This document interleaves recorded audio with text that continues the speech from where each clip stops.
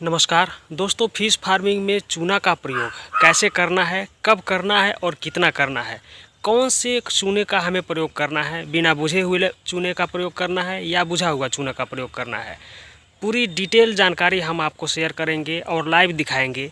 बने रहें हमारे साथ इस वीडियो में लास्ट तक। चूने को जब आप पानी में डालते हैं तो उसका कलर दूधिया हो जाता है, यानी कि पानी जो है वो सफ़ेद कलर का हो जाता है, जैसा कि आप इस तालाब में देख सकते हैं। अब सबसे पहले हम जानेंगे कली चूना, बिना बुझा हुआ चूना और बुझा हुआ चूना जो पाउडर फॉर्म में हमें मार्केट में मिलता है, इसमें अंतर क्या होता है और कौन सा चूना जो है बेस्ट होता है।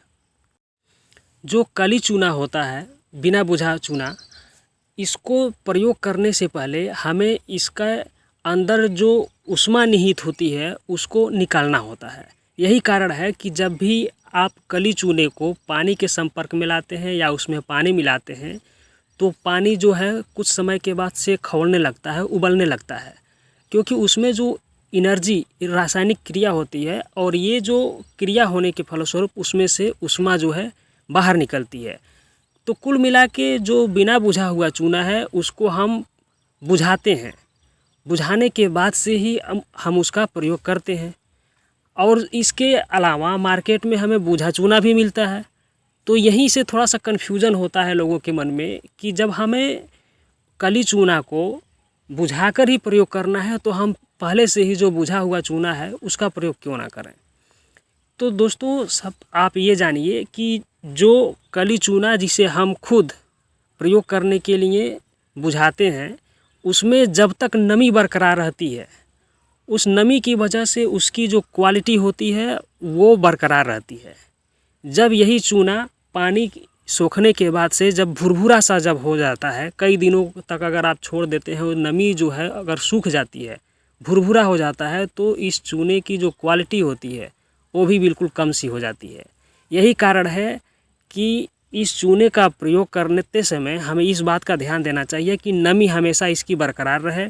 और जिस भी काम में हमें इस चूने का प्रयोग करना है, आप देखते होंगे कि इसका प्रयोग जो है घरों की पुताई करने में भी किया जाता है, लेकिन हमेशा इस बात का ध्यान दिया जाता है कि नमी जब तक बरकरार है उसका आप इस्तेमाल कर लेते हैं। इसका प्रयोग कई जगहों पर भी किया जाता है, औषधि के रूप में भी किया जाता है, आप लोग जानते हैं। फिलहाल हम आते हैं अपने टॉपिक पे कि फिश फार्मिंग में इसका प्रयोग कैसे करना है।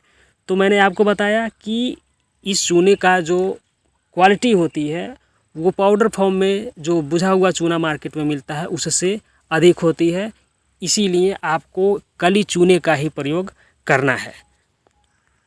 जब भी आपको चूने का प्रयोग करना हो तो कली चूना को आप एक दिन पहले किसी पात्र में, अगर आप कोशिश करें कि प्लास्टिक वाले पात्र में आप कोशिश करें कि ना प्रयोग में लाएं, क्योंकि इसमें एनर्जी बहुत ज़्यादा ऊष्मा निकलती है तो वो पिघलने का डर रहता है। अगर मजबूत टाइप का है तो फिर वो झेल जाएगा, नहीं तो फिर उसमें फटने के चांसेस रहते हैं। तो अगर टीन का मिल जाता है, सीमेंट का मिल जाता है, तो आप उसमें इसको जो भिगोकर आप उसको 24 घंटे के लिए कम से कम छोड़ दें, ताकि वो पूरी तरीके से ठंडा सा हो जाए। ठंडा होने के बाद से आप इसका घोल बनाएं और घोल बनाने के बाद से आप इसका छिड़काव कर सकते हैं आराम से। तालाब का साइज और तालाब का एरिया कितना है उसके हिसाब से इसकी क्वांटिटी, इसकी जो मात्रा है आपको निश्चित करनी है। अभी इस वीडियो में मैं आपको अभी बता देता हूँ।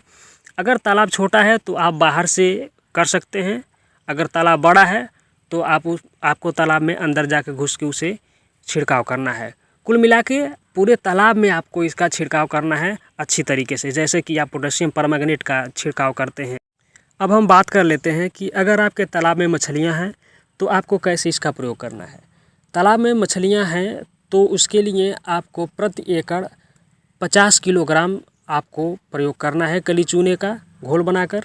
और अगर आपके तालाब में मछलियाँ नहीं हैं, मछलियों को डालने से पहले अगर आप पॉन्ड प्रिपरेशन के समय इसका प्रयोग कर रहे हैं तो आप प्रति एकड़ 100 किलोग्राम आप इसका प्रयोग कर सकते हैं। इसके अलावा इसकी मात्रा आपके तालाब में कैल्शियम की कमी, आपके तालाब का पीएच स्तर और आपके तालाब में जो मछलियां हैं उनमें किस तरह के रोग लगे हैं उसके आधार पर भी कम और ज़्यादा किया जाता है। प्रयोग करते समय आपको इस बात का ज़रूर ध्यान देना है कि एक ही बार ज़्यादा प्रयोग करने के बजाय आप उसको कई बार प्रयोग में लाएं, ताकि जो कमी है उसको पूरा किया जा सके धीरे धीरे करके। ऐसा करने से आपके जो तालाब का जो गुणवत्ता होती है, पानी की जो क्वालिटी होती है मछलियों की, वो भी बरकरार रहेगी और जो कमी होती है कैल्शियम की वो भी पूरी हो जाती है। अब हम बात करते हैं कि तालाब में चूने का प्रयोग किन परिस्थितियों में हमें करना चाहिए और किन परिस्थितियों में नहीं करना चाहिए। तो सबसे पहले ये जानते हैं कि किन परिस्थितियों में नहीं करना चाहिए। अगर आपके तालाब में प्लैंटन भरपूर मात्रा में मौजूद हैं, पानी का कलर बिल्कुल ग्रीनिश है, तो उस कंडीशन में आपको बिल्कुल भी चूने का प्रयोग नहीं करना है। तालाब में आपका अगर पीएच डाउन हो गया है, कम हो गया है, तो उस कंडीशन में भी आपको चूने का प्रयोग करने से बचना है। अगर आप पानी में अपने पोषक तत्वों की जांच कराते हैं, कैल्शियम की मात्रा भरपूर है, तो भी आप इसका प्रयोग करने से बचें। इसके साथ मैं आपको ये ऐड करना चाहूँगा इसमें, अधिकांश मैंने ये देखा है कि जो तालाब में चूने का जो प्रयोग है उसका अगर आप निश्चित समय अंतराल पे करते हैं तो वो बहुत बढ़िया फ़ायदा करता है।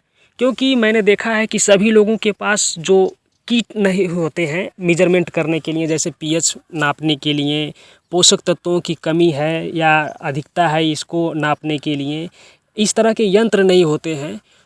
तो लेकिन फिर भी अगर वे नियमित समय अंतराल पे इसका प्रयोग करते हैं तो बहुत ही बढ़िया ग्रोथ मिलता है, बहुत ही बढ़िया रिजल्ट देखने को मिलता है। तो अगर आप भी निश्चित समय अंतराल पे करते हैं थोड़ी थोड़ी मात्रा करके, तो आपको अच्छा ग्रोथ देखने को मिलेगा। तो अब हम बात कर लेते हैं कि किन परिस्थितियों में आपको इसका प्रयोग करना है। इसी से आप अंदाज़ा लगा सकते हैं कि हमें चूने का प्रयोग अब करना चाहिए। आपके तालाब में अगर प्लैंटन नहीं है, पानी का कलर ग्रीनिश नहीं है, आप इसका प्रयोग कर सकते हैं। आपके तालाब में जो मछलियां हैं, अगर उनमें जो रेड कलर के धब्बे होते हैं, इस तरह के रेसेज अगर नज़र आते हैं, तो आप बेहिचक चूने का प्रयोग कर सकते हैं।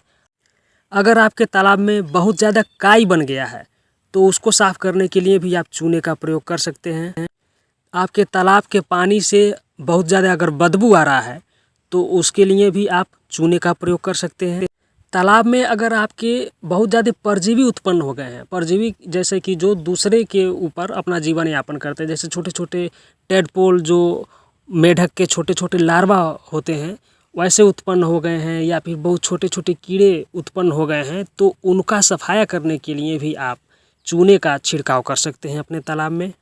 पानी की क्वालिटी को साफ़ करने के लिए, पानी की क्वालिटी में ऑक्सीजन की शुद्धता को, ऑक्सीजन की लेवल को बनाए रखने के लिए भी आप तालाब में अपने चूने का छिड़काव कर सकते हैं। तो आज के लिए इतना ही, मिलते हैं आपसे नए वीडियो में। नमस्कार।